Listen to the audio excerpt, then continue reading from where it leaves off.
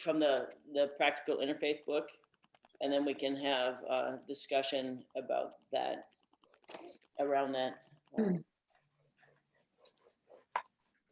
Sometimes the world seems to come at me from all sides. Sometimes I hurt, I hunger, I thirst, and I am filled with wanting. Sometimes I forget that I truly am, and I have a place in this universe. Sometimes I forget my value and see only my faults. At these times, I can tend to turn inward and see only myself. At these times, I may see only my hurt, my thirst, my wants. At these times, I can forget you, my brother, and you, my sister. At these times, my humanity ebbs. Let me never forget that I am called not only to love and to compassion, but also to community. There is no community if there is only me. O hope of the universe, we are all children of the universe. Let us refuse to divide into camps of gender, race, or spiritual path, but let us come together.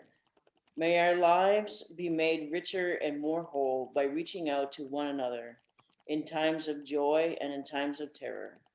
May our lives be filled to overflowing by reaching out to one another. Let us answer with unswerving faith the overwhelming call of we.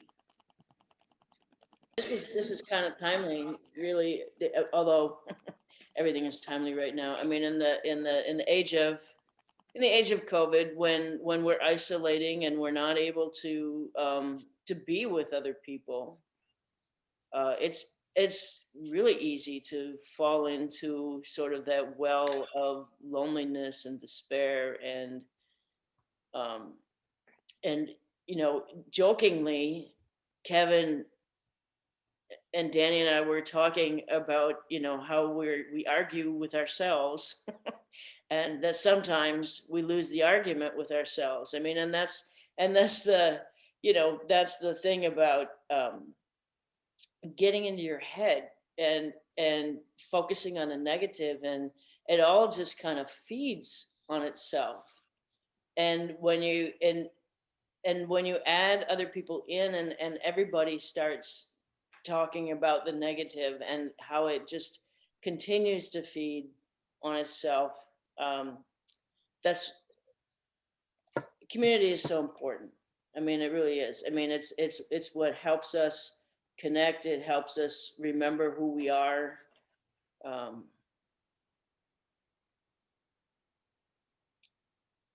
and the other thing that we were talking about a little bit before you all came on is the whole.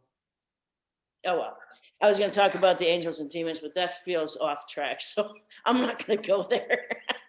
I guess what the story I was telling them that led into the angels and demons was that a few years ago when I was helping my uncle get out from under a woman who was financially abusing him. He was in late stage Parkinson's, and he was estranged from my family. And I mean, it's kind of a miracle that his fiance from the 70s found us, and I went out to help him and found that and found an amazing community there. I mean, there was I, when I finally got into my uncle's house, this woman had the stove and refrigerator taken out, and there was a friend of my uncle's who he stuck with me every day. I mean, he was a trooper. He drove from South Pasadena to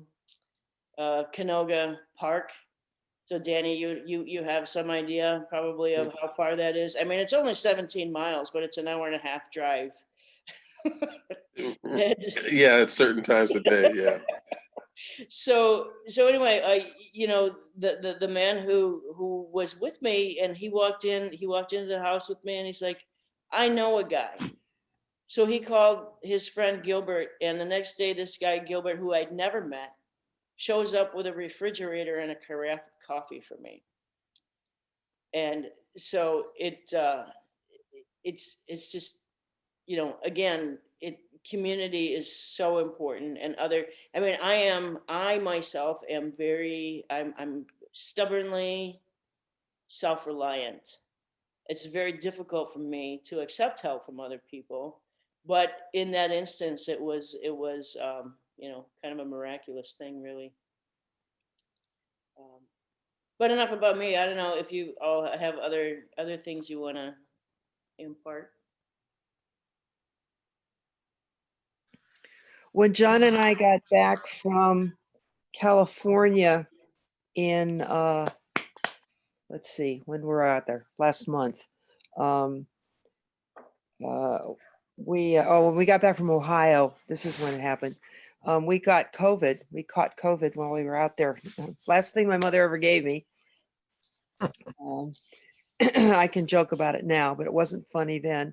Anyway, we get back and we're self-quarantining. We got ourselves tested. We're self-quarantining. And talk about community and family. Our older son and his wife, who live in California, had one of those services bring us food. They called to ask how we were doing. We told them how we were doing. 2 hours later, 3 weeks worth of food, really good stuff, showed up on our doorstep. And my son and his fiance brought us a big pot of soup and other things from the grocery store, and they all took care of us. The senior center down the street from us, they started bringing us lunches. I mean, it was amazing what the community is doing here, so we were very, very grateful for all of that. We were perfectly capable of calling and ordering stuff from the store, but they did it all for us, and it really made us feel loved and appreciated, and we had full bellies for 3 weeks. So, that's my story. In my town in Manchester, there's a Facebook page called Buy Nothing, and people put pictures of things that they want to gift, and then people say interested, and then the person who is giving it away will pick somebody from the list and give it away. I gave away 2 sets of hearing aids I had bought online, and they didn't work that well. I mean, they were really amplifiers, not really hearing aids. They weren't adjustable. And so finally I had to break down and go get the real kind. But I put them on that website, and they were gone the next day, both of them. And you wouldn't believe some of the stuff that people are gifting, not just clothes, but food and pieces of furniture and all kinds of stuff. It's amazing. I think that's really cool. That's amazing. Yeah.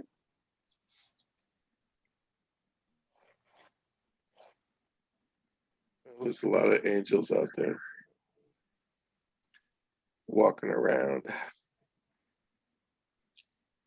Well, one of the lines in that opening that struck me too was the let's not divide ourselves. Let us refuse to divide into camps of gender, race, or spiritual path. I mean, and that that also resonates right now very strongly, especially in the United States. But the spiritual path as well. It's interesting that oftentimes when I'm speaking with people, so it appears that we have similar mindsets about spiritual paths, and then at some point it becomes apparent that we don't. But that doesn't stop me from continuing with the conversation. I mean, I don't want to develop a prejudice against somebody just because it's like, oops, all of a sudden that they don't think like I do. But nobody thinks like I do. Nobody thinks like Nikki does. Nobody thinks like Charlie does. We all have our own ways of being in the world, because our experiences are our filter. It's like nobody has had our experience, regardless of common experiences. Nobody has had our breadth of experience.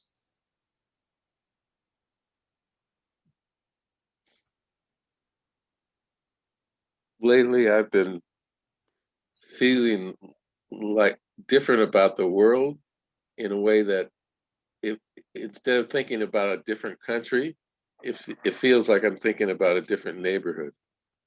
And really that's the way it is. We're on one planet out in a vast universe all together, but it's really nice. It's really cute, to think about another country, and it's like, oh, that's another neighborhood.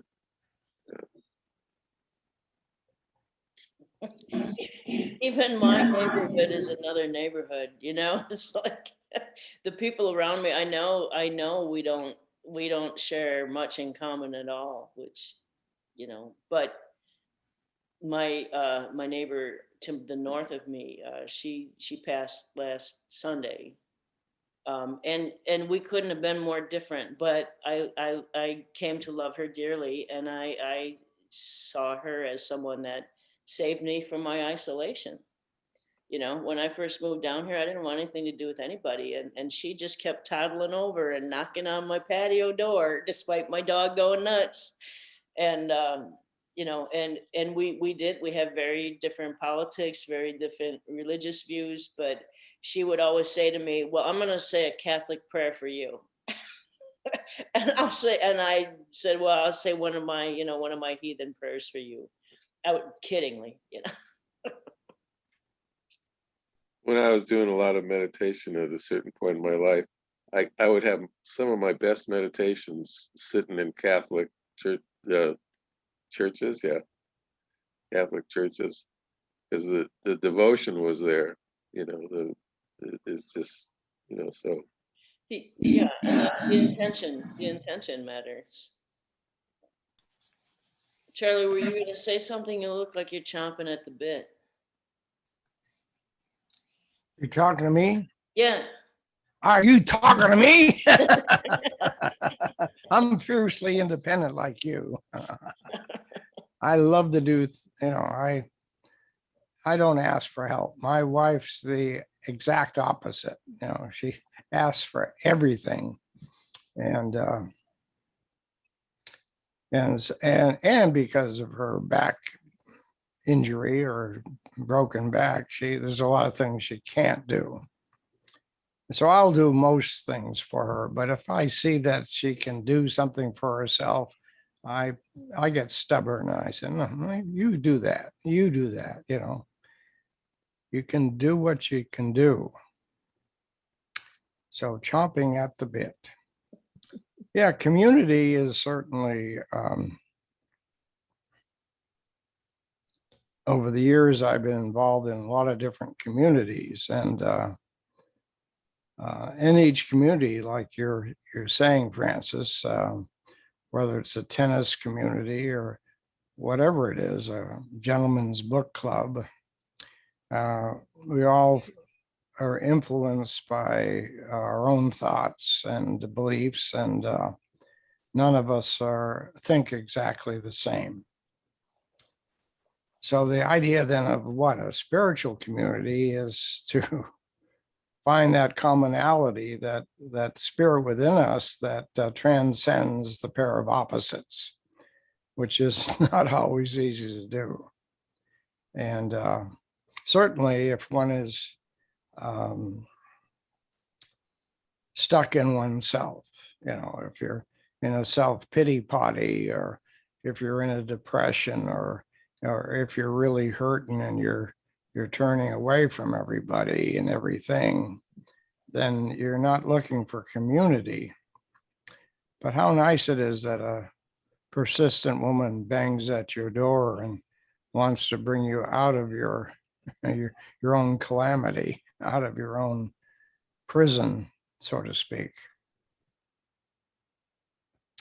I've been watching a great series, several series on Netflix, and one of them's Outlander. Has anyone seen Outlander? Yes. Yeah, Yes. yeah, it's incredible. So I was watching a part yesterday where was being burned at the stake, and they were just burning his feet.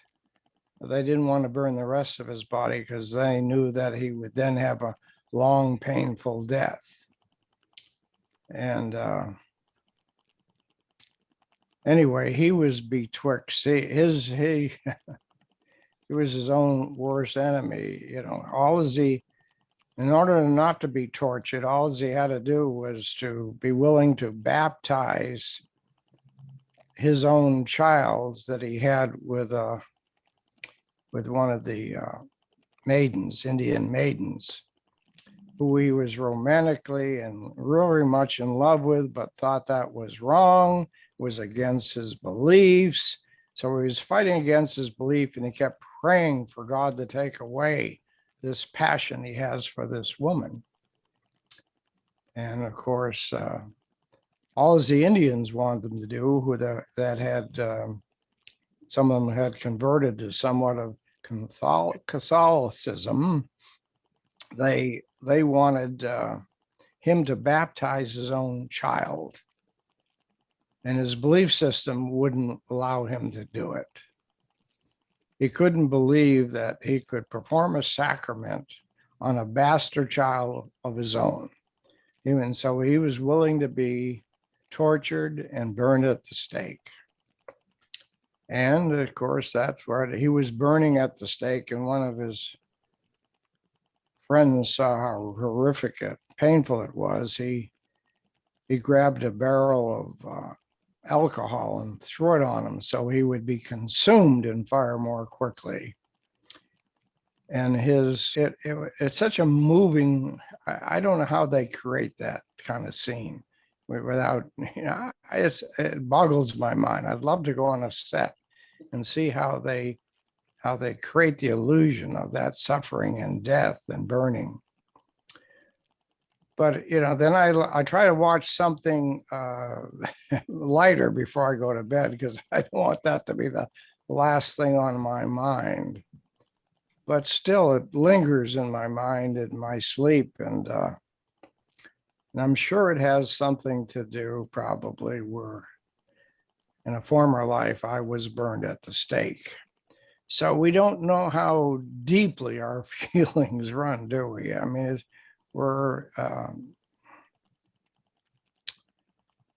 we know so little. We know so little about life, but what we've come together in a community that says we know there's a way to look beyond appearances and beyond different belief systems. There's a way to get beyond that. And that's a spiritual path. And however we get there, however we evolve to look past the atrocities of committed by others, we probably committed some of those atrocities ourselves in past lives. So when do we get off the karmic wheel? When you decide to. Yeah. Good luck with that one.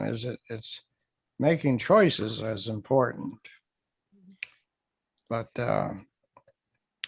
when we're confronted with a situation where we're torn between wanting revenge or are we looking for compassion, it's not always that easy. Well, and the thing that pops out for me, Charlie, as you're saying these things is the choice of love, right? I mean, it's like there's a lot of people who can claim to be on a spiritual path, and the outcome is violence and hate, and it's like that.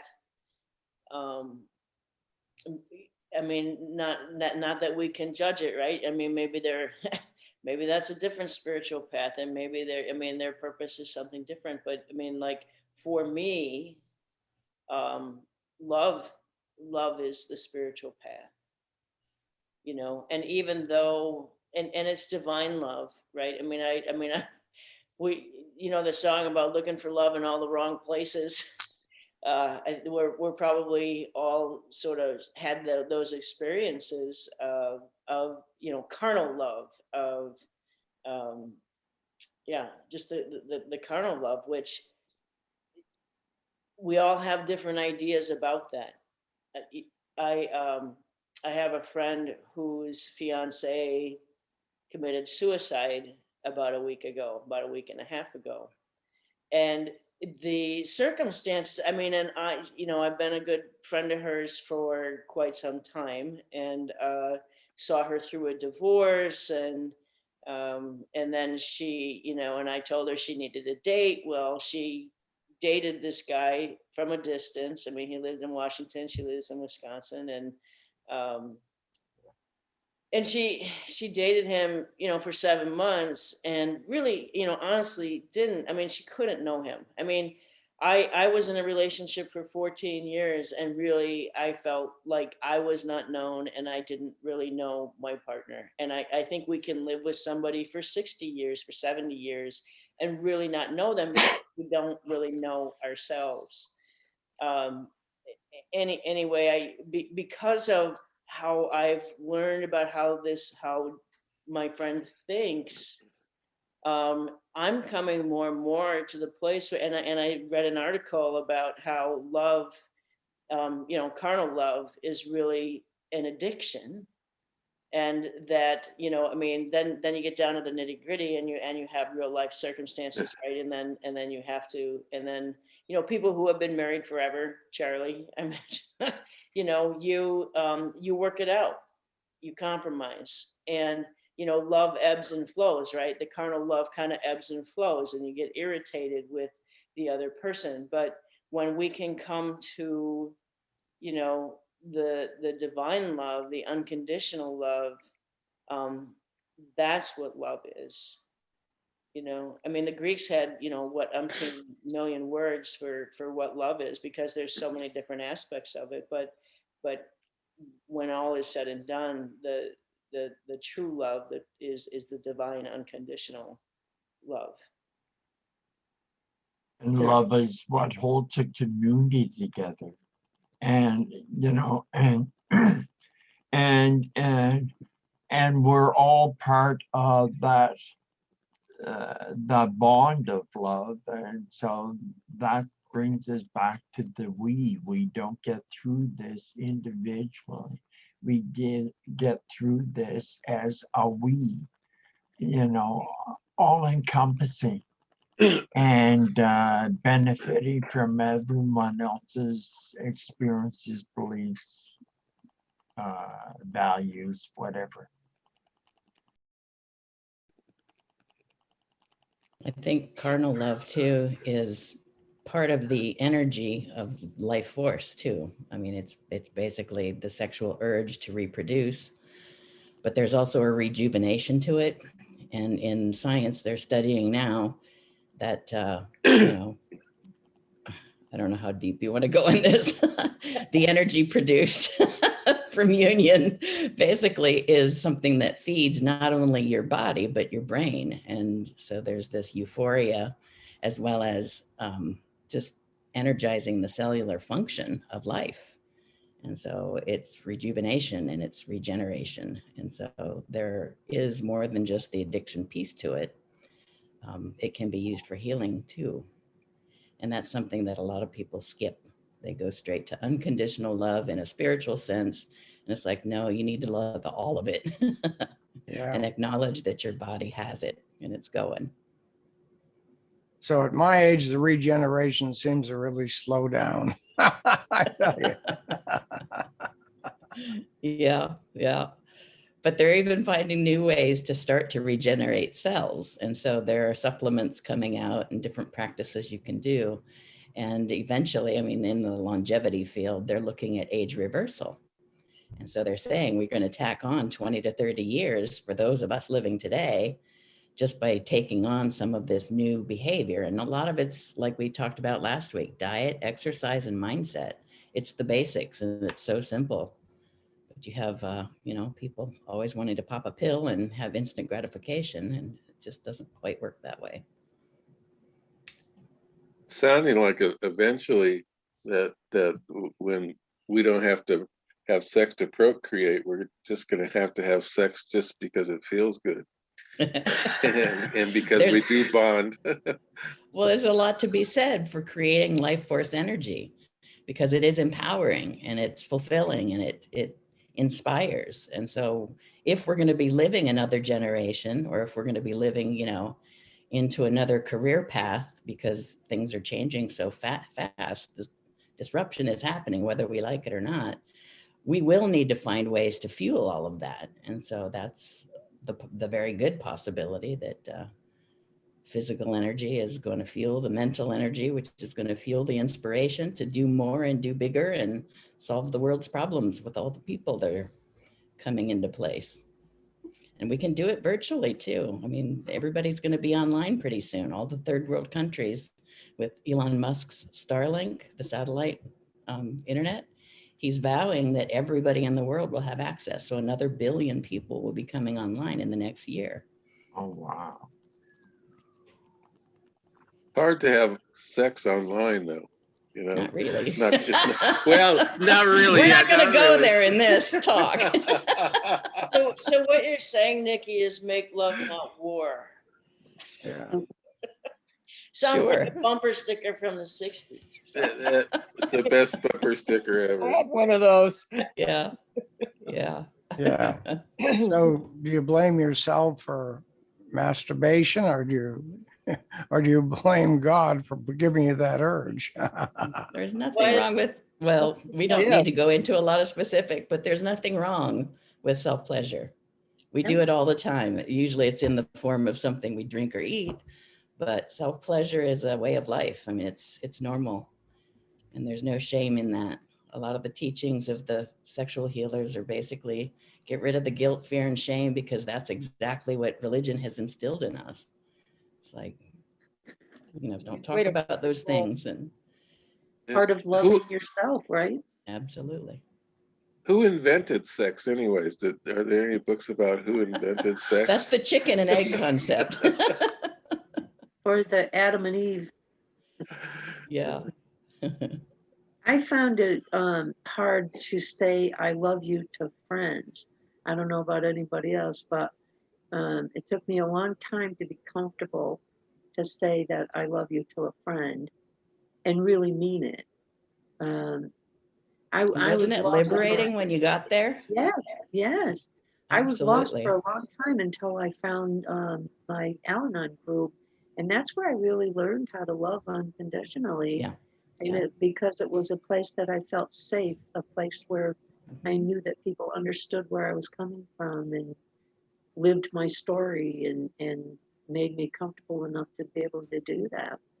And then when I found Sally's group, that was a new community for me. And I feel very comfortable saying I love you to those women too. And I would feel comfortable saying that to any of you. But it took me a long time to get to that point. Well, that's why we hang out with people that have like minds, because if we're working through something, those groups are awesome. And if you're working through spiritually, this group is awesome, It's like we can be safe. Yeah, Laura, part of my problem with that is that it carries a lot of baggage. People use I love you for manipulation. And so the suspect in me, we just had some lunch with some very close friends that we love, but they're in some way, but they would only want to have lunch with us. We couldn't possibly invite another friend. It's that kind of possessive love that gets in the friggin' way. And I don't like that part of it. And it bothers me. But so, and it bothers me when if somebody says, I love you, my first inclination is, wow, is what's behind that statement? So I become suspect. So I don't open my heart always to somebody that throws that out in the fire.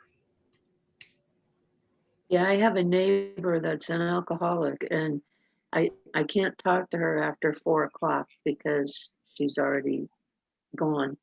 But that's when she'll say to me, "I love you," and I'm very suspicious of that because that's the only time that she can say that is when she's drunk.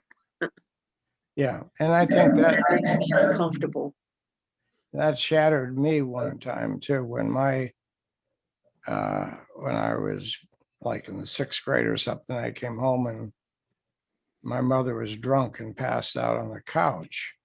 And when she was in that state, sometimes she would, she would want to tell me she loves me, and I'd look at the hurt in her eyes, and it did, and she, wanted to cling on to me, that type of thing. So um, that really disturbed me.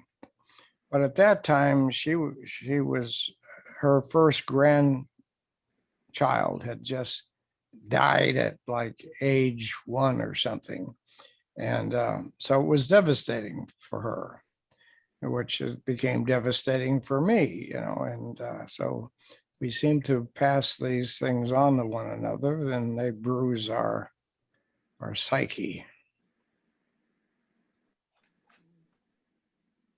Sounds pretty rough, Charlie. Well, I when I look back at my life, which I've done numerous times, I'm sure you all have, is ultimately I come to the conclusion that my parents or my dastardly brother, everyone is doing their absolute best. That's all they know. That's where they're coming from. They're bringing damaged goods into the relationship. And it's like they can't help themselves. This is why they act that way. And um, so as I've gotten older and crustier, but I can also become more compassionate because I can now understand the difficulties that people bring into relationships that come out of their relationships and then out of their relationships. So from one generation to another, we pass on the sins of our parents, so to speak. Well, and in my I mean, it's like our bodies and our cells hold those memories, but those can be released. I mean, I've been doing a lot of work in the last 5-6 years. It's coming up on the anniversary of my partner's passing in March, and what I have found things in my cellular memory that like I had owned them. I mean, you talk about how people from the outside instill their judgments, their hurts, and I'm pretty sure that I take on everybody's stuff. I mean, I feel like I should cut my stomach open and there would be 10,000 spirits of pain released but then needs to be transmuted. But anyway, what I'm saying is that my wish for you, Charlie, is that I hope you can heal that skepticism of love, and be open to the humanity of other people. I mean, and because again, I'm like, I keep finding I mean, I'm always hopeful that I have found the last shred of my mother's of my mother's pain and judgment and all of that sort of thing, because it's like, oh my god, that's not even mine. That's not even mine, it's hers.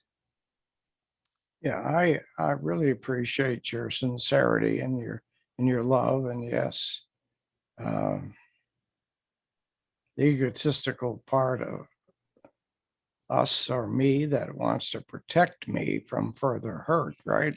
Mhm. So it's the love of me that pushes through the burden of that false belief, so to speak. Now, let me ask you a question too. That it's always as through the years, it's been a growing situation for me to even, accept homosexuality, because it was such a bad thing. But sometimes what I've seen from my limited perception is that when men turn to other men, often it is because of the treatment they had by females, their mothers or whatever. Do you find that to be true?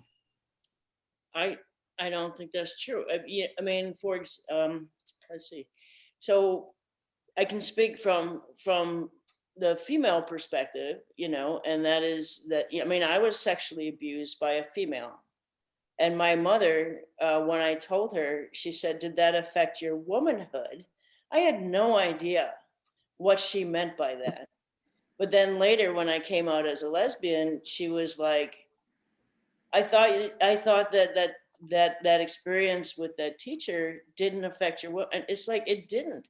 But if you think about the number of women who have been sexually abused by their fathers, by their uncles, by some friend of the family, 1 in 3 women have been sexually abused.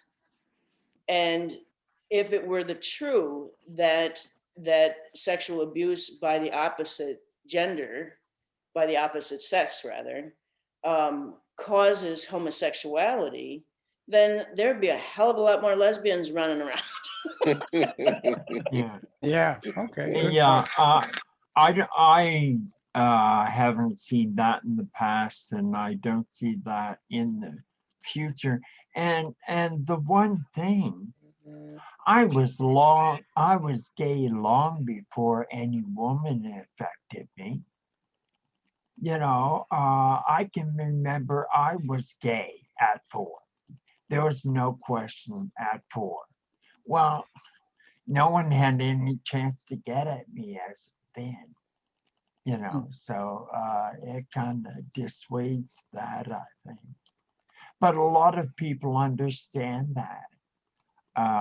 But it's I don't find it, and even the agencies I've been involved with over the years, that's never been a common enough denominator. It does happen in very particular cases. It does happen, but it's not a rule of thumb, so to speak.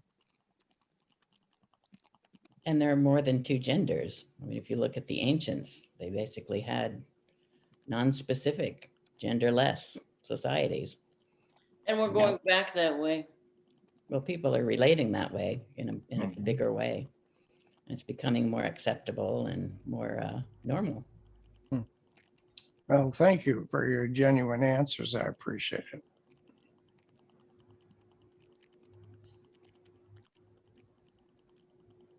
So going back Adriana, to, we haven't heard from you today. You're muted. I was just thinking about going back to our subconscious, and I'm doing some work right now on releasing cycles that we bring in or that we bring on from our family, our parents, or other generations.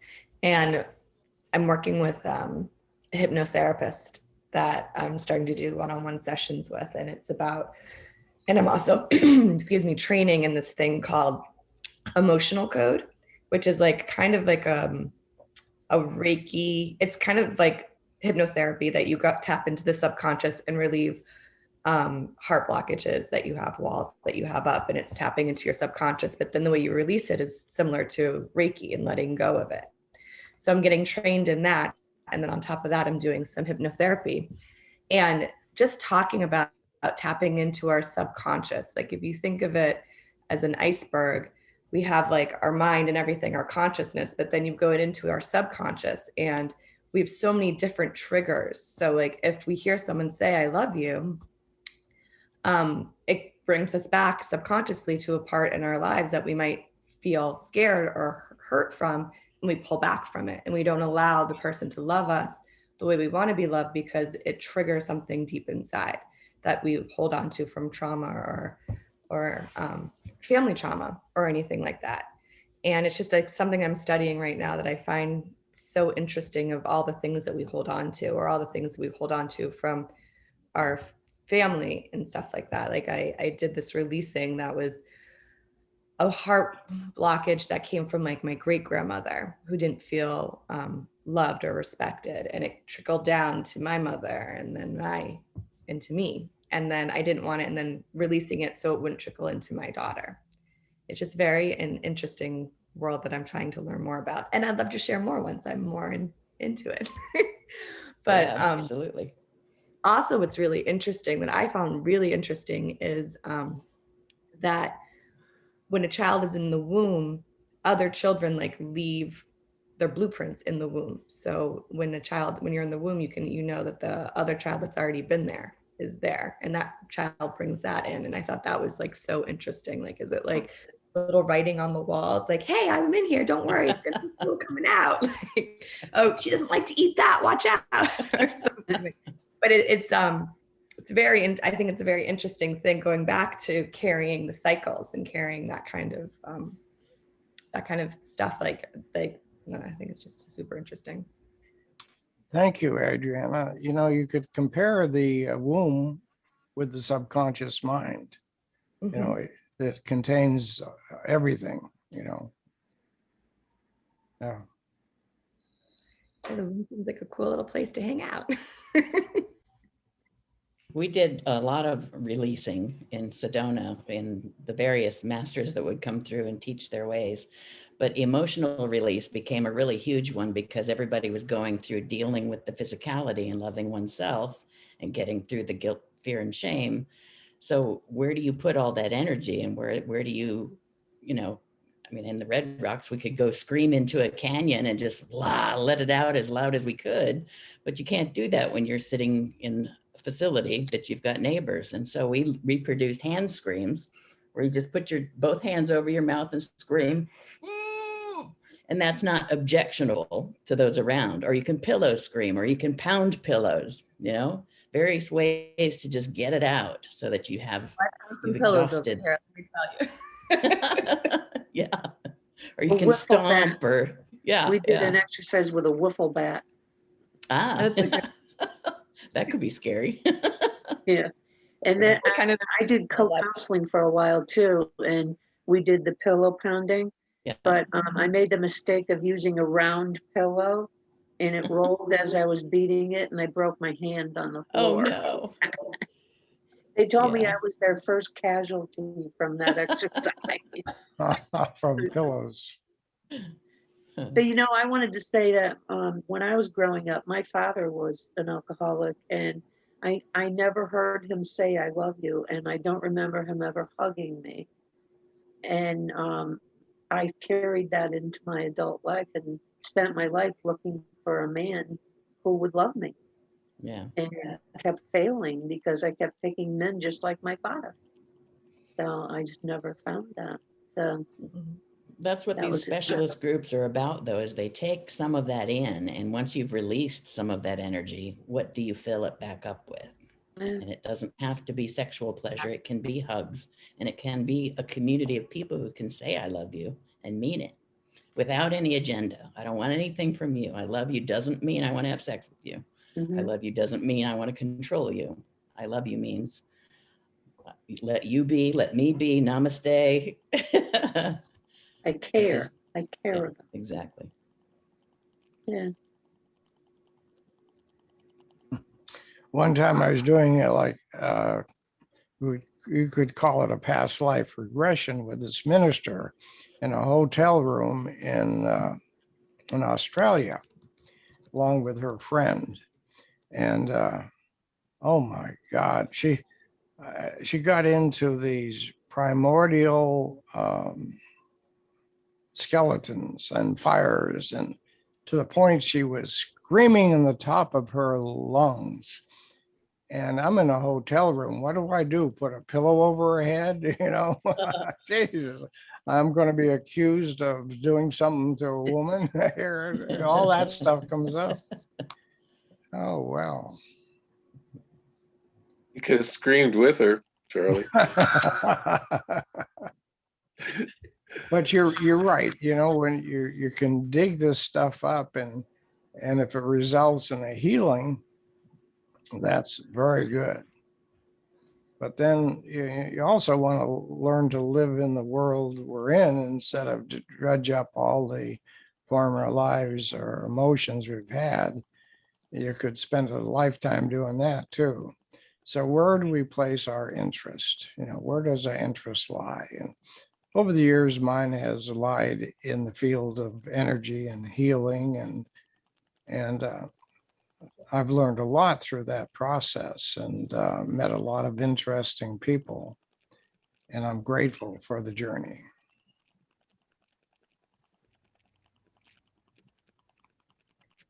There's an interesting book called Many Lives, Many Masters. I don't know if any of you read it.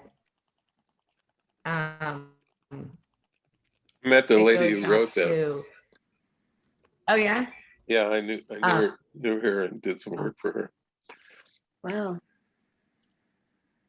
That's why I got into hypnotherapy, because I read that book and I was like, wow, that's really cool. I'm like, I want to be a hypnotherapist. I want to do this to heal others, right? That's like my path right now. But it was just super interesting, just like the things that you hold on to in a past life. Like this woman drowned and she was afraid of water. And once she released that, but she didn't remember, but when she released it, she was able to go swimming again and releasing all these things that she's held onto from her past lives. And I think it's important when we're not able to move forward to figure out why that is, so we're able to release it and heal from it. Because it's true, like once you release all these energies that we hold on to so much, you could feel empty, and it's important to fill yourself back up with positivity and light and force energy. Yeah, Adriana, thank you. When that experience I explained to you in Australia, I was brought over there to work with the woman that started the first holistic health stores in Australia, with vitamins and good food and organic stuff. And both she and her husband came down with cancer. And she had cancer. I think initially her cancer of the breast brought her into this holistic teaching and provided stores and stuff. And she was healed of her cancer, but now it had come back. And so when I met with her and this other minister, I did this form of therapy we call holodynamics. And I took her back or she took herself back. I coached her to a time in this lifetime when she was like a teenager, and she was swimming with her girlfriends naked in whatever the beach was. And when she got out of the water and she was lying on her back, her girlfriends made fun of her large breasts.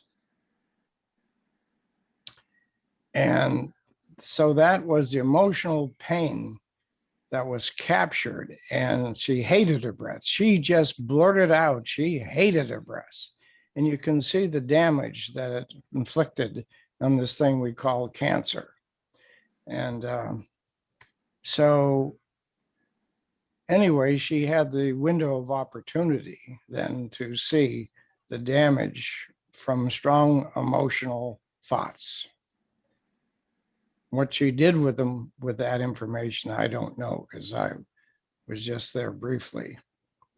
But you're right, pursuing the holistic healing of any kind and discovering what makes a person more whole, whether it's yourself or others, I feel is a real value in this lifetime.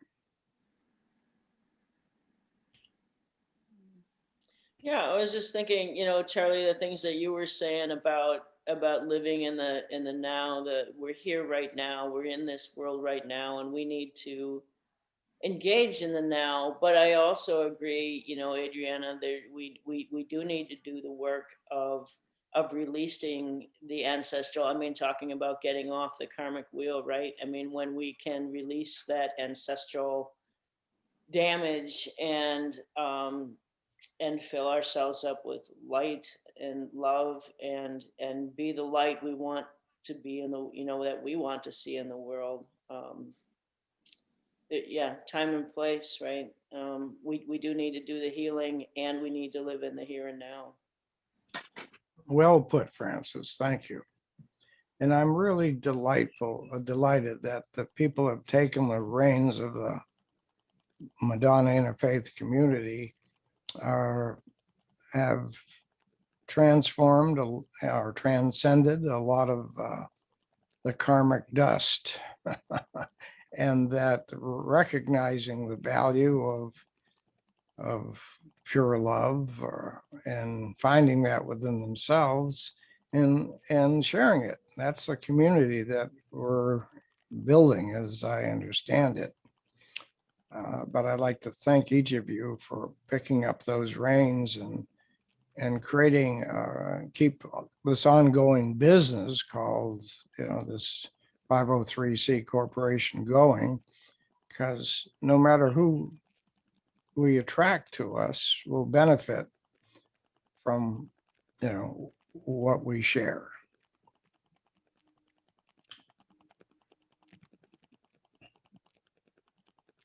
So thank you all. I love each and every one of you. How's that? I was just I gonna love say you too, that. Charlie. I love you, Charlie.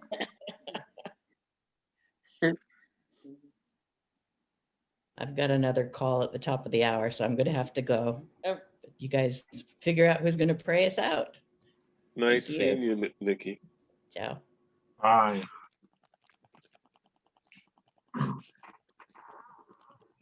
I got correct. I didn't know the person who wrote Many Lives, Many Masters. I knew the person who wrote Many Mansions, which was Gina Sermonara. So I got it confused.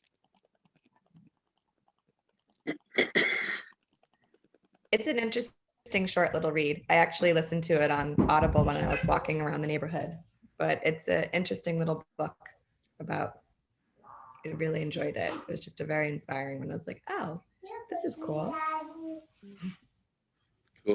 Cool.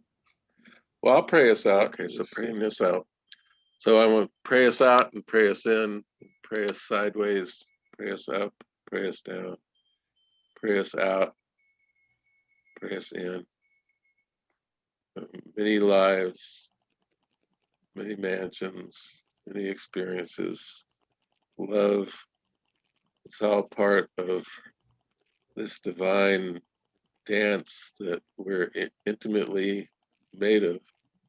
And so we ask the blessings of the Creator Spirit, both male, female, Mother, Father, God, bring us more light, more joy, greater depth of understanding and expansion into the universe of love and life itself. And thank you for all that we've got, both positive and negative.